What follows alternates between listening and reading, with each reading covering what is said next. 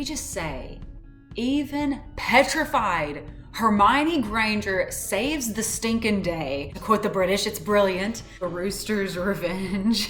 Because, well, just hear me out. Like, they come from a chicken egg, right? Buckle up, because we're going down into the Chamber of Secrets.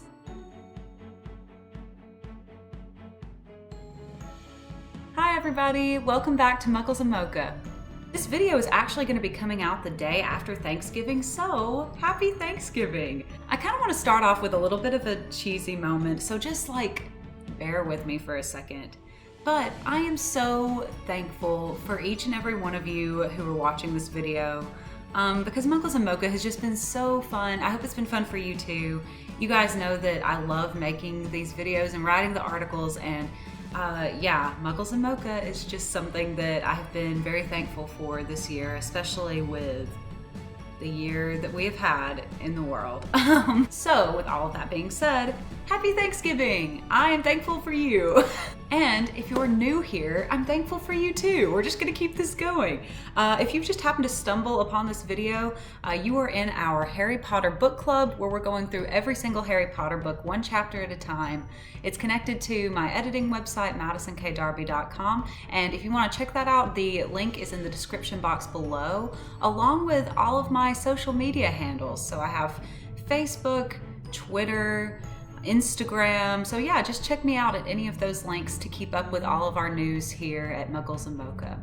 Last week, we actually covered two chapters, chapters 14 and 15, and our article was all about Aragog and Acromantulas in general, and that was just a really exciting article to write. I love the ones where I get to do a lot of research, and it's not just me like blabbering on about my literary opinions about things. I love doing that too, but it's always fun to find new information about the Harry Potter universe, and if you haven't gotten to check that out, it is in the description box below, and the video is right here.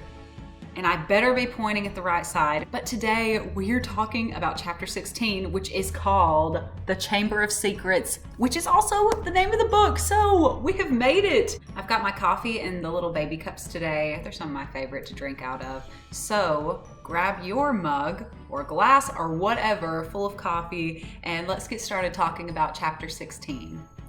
So even though the world is about to fall apart in the Harry Potter universe in this book, we do get a little bit of normalcy at the beginning of this chapter. We talk about exams, and I love how they always seem to catch the kids off guard, like they weren't expecting them or something.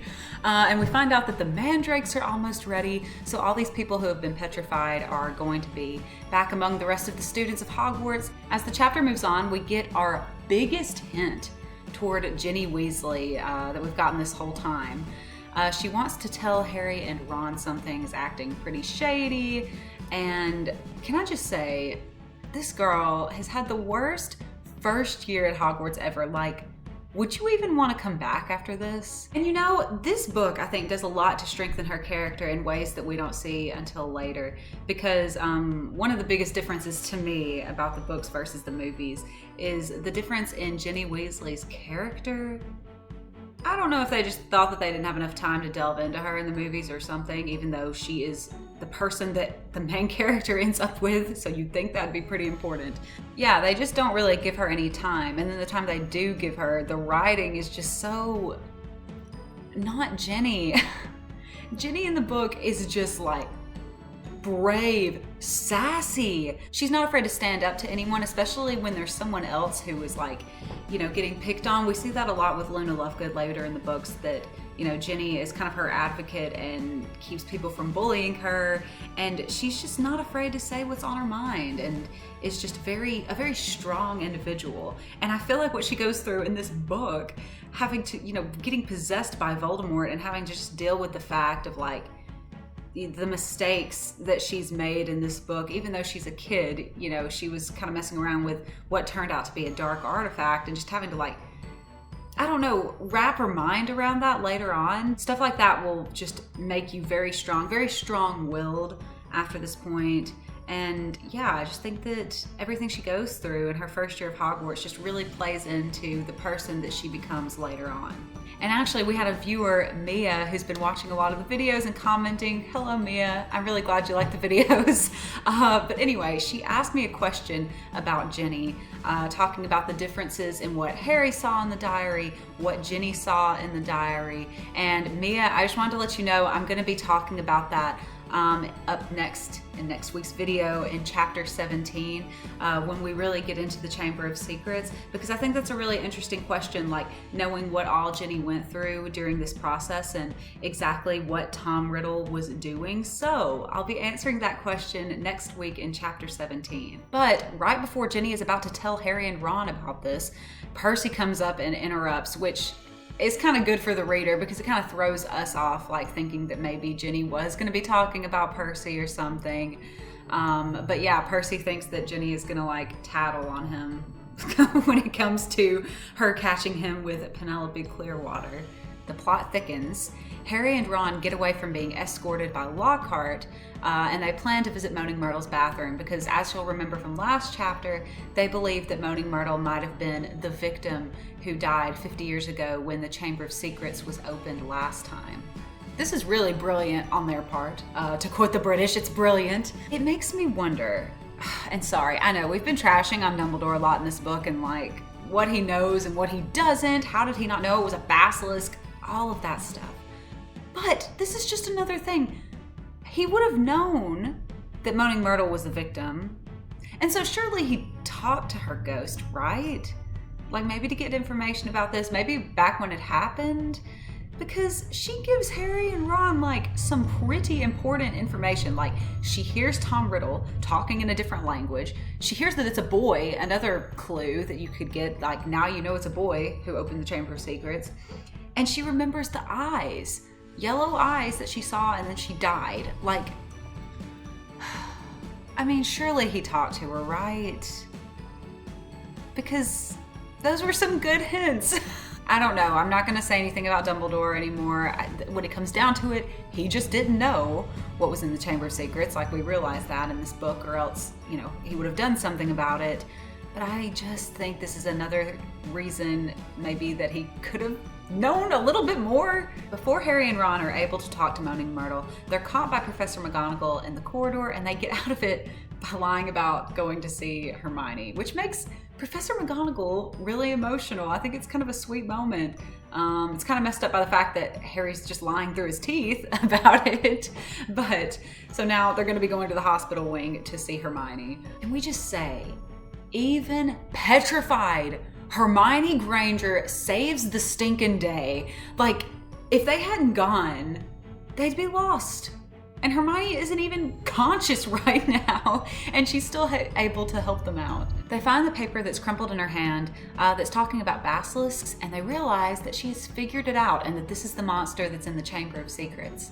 I didn't get to say this last week in the video, but I wanted to talk a bit about basilisks and acromantulas and the relationship between the two. And I went into this a little bit in the article I wrote. And again, if you want to see that, I guess I'll link it in the description box below as well. But before I researched for that article, I didn't really understand why like basilisks and acromantulas, like acromantulas view them as their worst enemy. It's because acromantulas have so many eyes that the chance of them being petrified is almost impossible. Like if they're faced with a basilisk, they're probably going to die. They're just like very vulnerable to that type of attack that comes from the stare of the basilisk. So that's why it's their worst enemy. Did you know that? Have I just been missing it all these years? I just thought that was very fascinating. Basilisks though are so interesting, aren't they? Like they're born in a chicken egg that's hatched under a toad. Like just such a weird concept. And if you'll remember from our video all about the history of Parseltongue, if you'll remember, the first person who was a Parselmouth was named Herpo the Fowl. And he was also the first one to breed a basilisk. And also the first guy to create a Horcrux. And the spell that creates Horcrux is like, he just had a lot going on. So yeah, Herpo the Fowl was the first person to breed a basilisk. And they die from the crowing of a rooster, which is kind of interesting, I guess. I was trying to look up why this is the case. I couldn't find it in Harry Potter lore. I didn't get to do a lot of research into like the actual mythology behind this, so there may be an answer out there. If you find it, put it down in the comments. But I kind of like to think of it as like the rooster's revenge because, well, just hear me out. Like, they come from a chicken egg, right? But what comes out obviously isn't a chicken, it is a snake. And snakes eat chickens, eat roosters, and so it's kind of like unnatural and maybe offensive to the chickens. Okay, I told you, hear me out, just listen to my train of thought. The way I see it, it's offensive to the chicken because like their enemy is hatching from one of their own eggs. And so their relationship to the chicken and then them kind of being enemies in themselves is like why the rooster can kill them. That's my theory, take it or leave it. But yes, back to our chapter. Hermione has figured it out and even knows the way that it is moving around the school, which is through the pipes. So Ron and Harry connect all these dots. They go to the staff room to tell Professor McGonagall, which, thank goodness, they rarely ever go to a teacher whenever they're in trouble. And then like the few times that they do, the teachers are either not there or experiencing a tragedy. So there's actually a meeting in the staff room where they learn that little Ginny Weasley has been taken into the Chamber of Secrets. Now, even though this is really sad, we do get this awesome moment where Lockhart bursts in and all of the teachers gang up on him and are like, "This is your moment, Gilderoy. Haven't you been telling us that you can go into the Chamber of Secrets, that you know where it is? Didn't you tell us that you know what that monster is that's in that chamber?" And Lockhart's just like... Now, the poor Weasleys are just devastated about this, of course. Just a terrible situation to be in. And Harry and Ron decide to go and talk to Lockhart about what they know about the basilisk and the Chamber of Secrets to help him if he is going down there to fight it. And here we go. The moment we've all been waiting for. Lockhart is finally exposed as the fraud that he is, which we've known this whole time. And you know, as you will see on my website, I have decided to write about this week. That wasn't originally part of the plan, but as I was reading this chapter, Lockhart gives a little speech just about like how hard his work has been and how he had to track down the people that he stole these ideas from, obliviate them, and just makes himself out to be some sort of like, I don't even know, it's just so infuriating, that speech that he gives Harry, like that fame isn't just signing autographs, it's hard work. And it's like, you don't even know what you have done to these people. And anyway, long story short, I was reading that speech and I wanted to write an article about his downfall and looking at the differences between him and Harry and just the idea of fame throughout the book series and how different characters interact with that idea. So if that's something you're interested in, and if you want to just like hate on Lockhart one last time, because we're probably not going to be talking about him for a while until Order of the Phoenix, probably when we meet him again. But that article is down below. Check it out if that's something you're interested in. Harry and Ron catch Lockhart running away, packing up all of his things so that he can get out of Dodge. They realize that he's a fraud and a phony, and he basically confesses to them. And then he's just straight up gonna obliviate him. Like, he's got no problem with this. And Harry and Ron, they do what they have to do. Can we just all just raise our wands in solidarity? Because I love these kids. Harry and Ron are so awesome. And what happens next, it caught me off guard, honestly. I'd kind of forgotten about it.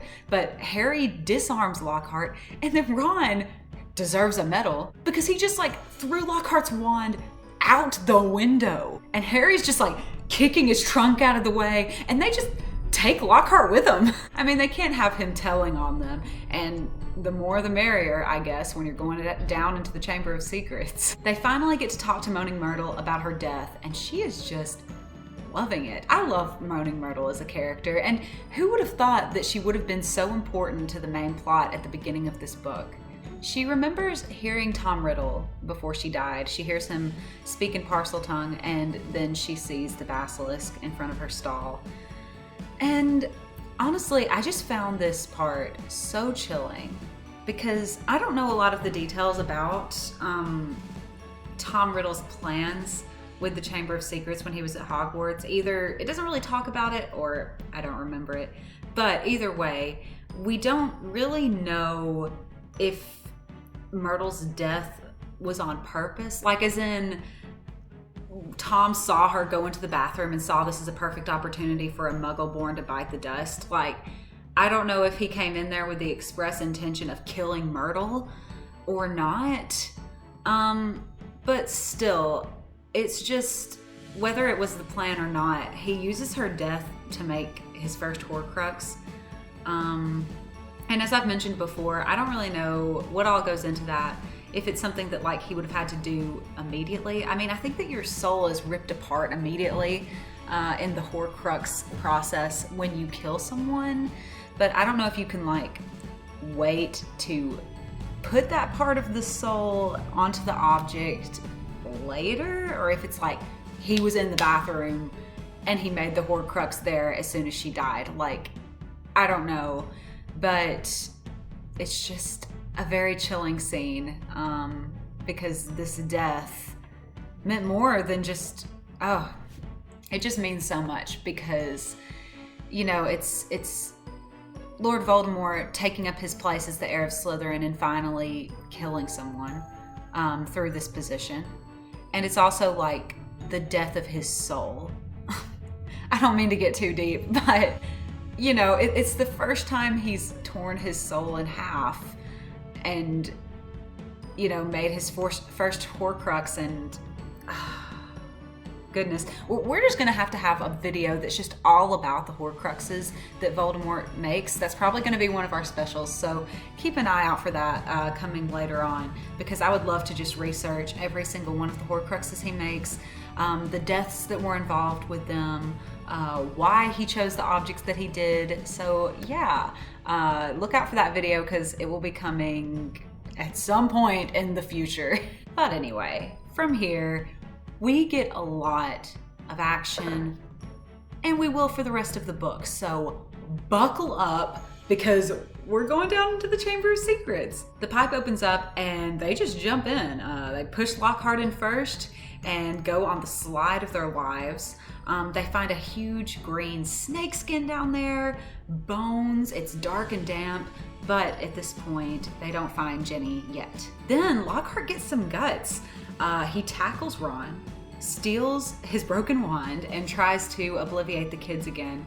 And it backfires, the tunnel collapses, and that is it for Lockhart. His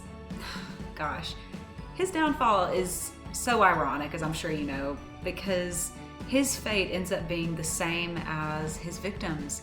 You know, he's stolen their accomplishments, stolen their memories over the years, and now all of his accomplishments are gone. Like, they mean nothing now to him.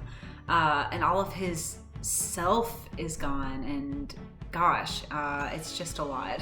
Like, I mean, I am never gonna say that anyone deserves that, and I feel a lot of sympathy for Lockhart because it's just, I feel like one of the worst fates we get in the book. And I know that's like, you know, some heavy language there, saying that it's one of the worst, but it is to me. Like, it's like the death of yourself, but you're still alive and you don't even know what you've lost. No, but it is ironic and very tragic for him. And we'll see him in the Order of the Phoenix, and Harry and Ron and the rest of the gang will see what has become of him from this experience. On a different note that is a little bit lighter, how on earth did Ron not die in this book from this wand? Because if it's doing this, like if it backfires almost every single spell onto him, that is just, oh my gosh. And from here, with the tunnel collapsed, Harry is on his own, and he and Ron can't even really bring themselves to say goodbye to each other. You know, like they can't acknowledge the fact that Harry might not come back from this, which is what we always get at the end of this book series is, you know, the kids going into a near-death experience and just having really good heads on their shoulders about it. Harry finds the entrance to the Chamber of Secrets, and this is what we get in the last paragraph. Harry approached, his throat very dry. There was no need to pretend these stone snakes were real. Their eyes looked strangely alive. He could guess what he had to do. He cleared his throat, and the emerald eye seemed to flicker. "Open," said Harry in a low, faint hiss. Should I try to do that? I can't do it. I mean, I'm not just gonna hiss like a snake. What am I thinking? The serpents parted as the wall cracked open. The half slid smoothly out of sight. And Harry, shaking from head to foot, walked inside.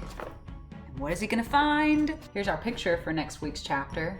So, I wanna keep going so bad because next week's chapter is gonna be pretty intense. We get a conversation between Harry and Voldemort, Harry's fight against the basilisk and Fawkes to the rescue, and the destruction of a Horcrux, and no one even realizes it yet, except for us, of course. Thanks for tuning in today. This was a really fun video to make. I know I say that about every video, but okay, at least you guys know that I have a good time doing this. If you liked this video, go ahead and give it a like, and you can subscribe to my YouTube channel. Like I said earlier, all of my social media is down in the description box below. You can click on the links there to find that. I finished my coffee just in time today. Sometimes I don't finish it. Sometimes I barely drink any of it, and then I look and I have like a full cold mug of coffee by the end of these videos. So I hope you guys have an excellent week. Again, have a great Thanksgiving, eat a bunch of turkey or whatever, and just have a really safe, fun holiday. I'll see you next week to talk about the true heir of Slytherin.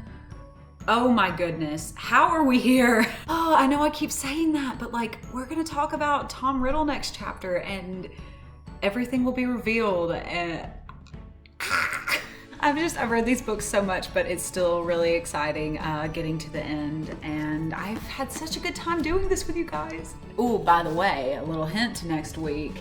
Here's the back of my book has Harry like standing in front of Salazar Slytherin's statue, so that's what the Chamber of Secrets looks like on the back of my book. I'll see you next week to talk about chapter 17. Go ahead and read that. Bye, guys.